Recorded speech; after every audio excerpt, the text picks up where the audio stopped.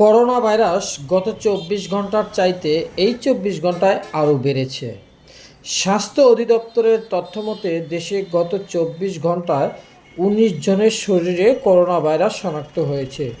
শনাক্তের হার 4.61%। তবে এই সময়ে ভাইরাসটিতে আক্রান্ত হয়ে কারো মৃত্যু হয়নি।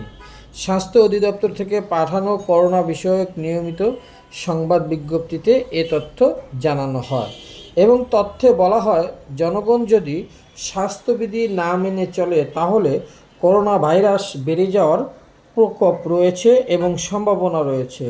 তবে এই সম্ভাবনা যদি জোরালো হয়েই যায়, 11টি নির্দেশ যদি জনগণ না মানে তাহলে লকডাউনের মতো পরিস্থিতি তৈরি হতে পারে।